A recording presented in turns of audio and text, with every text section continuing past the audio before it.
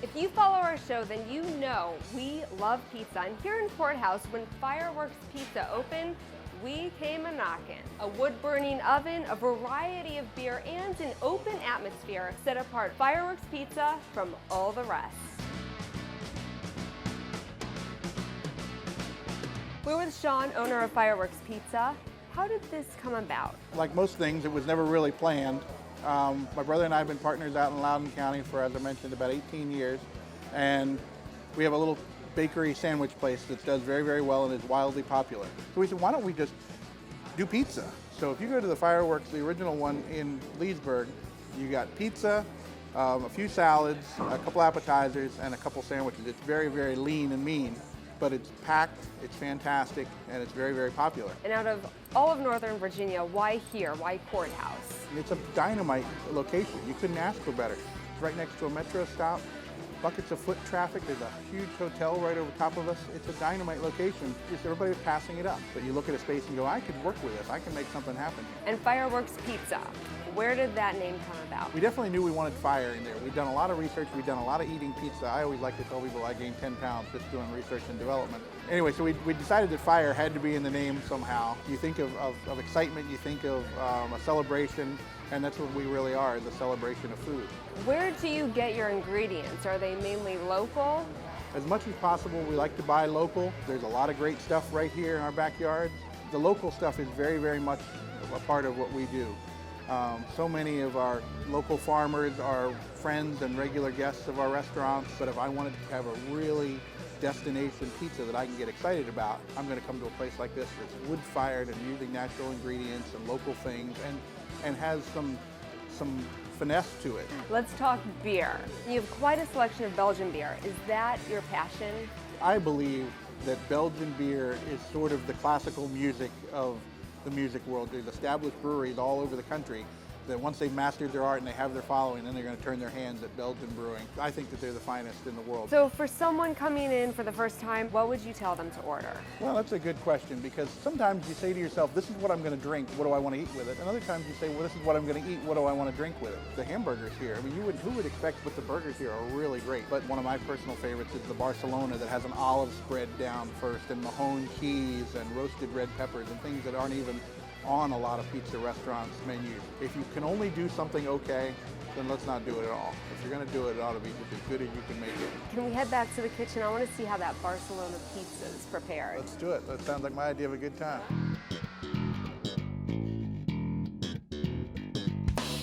We are in the kitchen with head chef Jeffrey, and Jeffrey is going to show us how to prepare the pizza, right? So what's first on the list?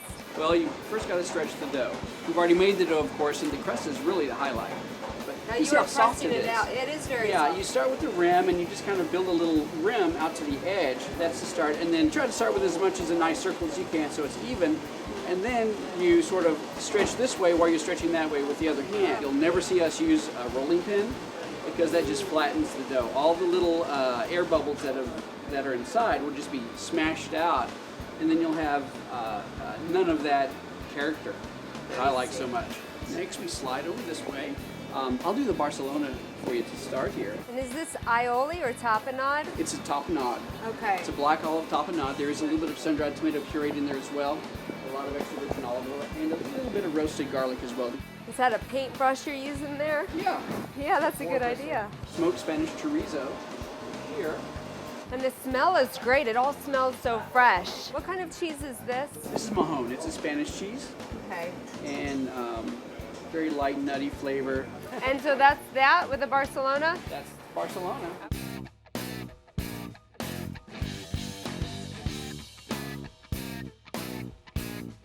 The smell is so fragrant. Right. I'd like to learn now how to pair some beer with the pizza. All right. So can we take it to the bar? Absolutely. All right.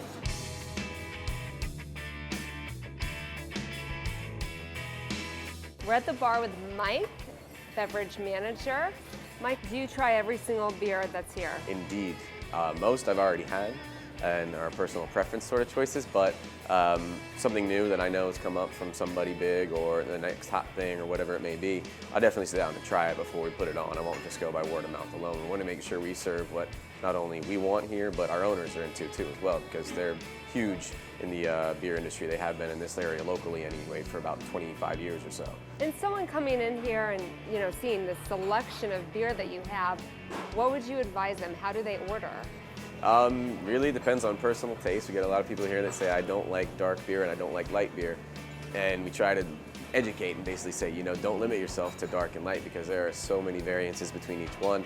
I will find a beer that you like, I promise. I say, tell me what flavors you like. When you get a mixed drink, what do you like? And they'll say, Jack and Coke. And I'll say, great, we have this awesome bourbon barrel age that gives that same kind of vanilla, bourbony flavor that you like about your Jack and Coke. It's in a beer, try this. And then before you know it, they like it. And also pairings for some of the beers with the pizzas and the ingredients we use, try to work off of that too. So if I know they're doing something spicy, I'll point them towards like a double IPA or even a Belgian ale, like a triple, because the spices in there kind of complement the spicy food, and work off of that. When you are figuring out how to pair, do you just take it piece by piece, bite by bite, and then try different samples of beer? I focus on what's the biggest, what stands out the most from something that I can work with. That's what you're going to pair your beer with, not necessarily every single ingredient. So like an example, spicy foods, I said, double IPAs or Belgian golden ales because of the spice characteristic, and both go really well with anything with sort of heat to it.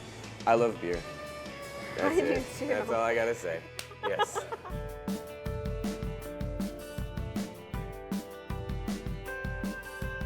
All right, we're with the best people in the house, the bartenders, David and CLAIRA. So, it's not all about beer, is it? Not at all, Katie. What you got for us?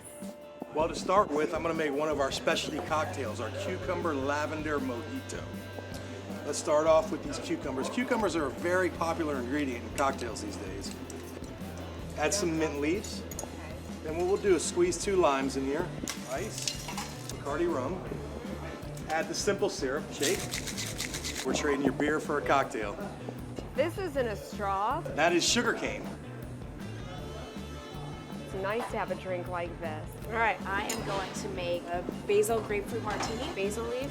I'm gonna muddle the basil leaf so it gets the zest and the aroma out. Kettle 1. It's a martini, so it's gonna be a generous pour.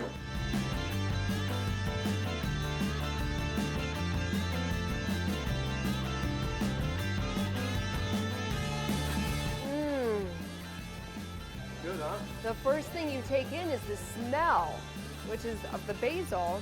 It's great. High fives. I've had the beer, I've had the pizza, I've had a great time with the people. You need to come to Fireworks Pizza and try it for yourself. Check out our website for more information. This wraps up season 1 of Food for Thought, but I'll see you very soon for more delicious bites of Arlington.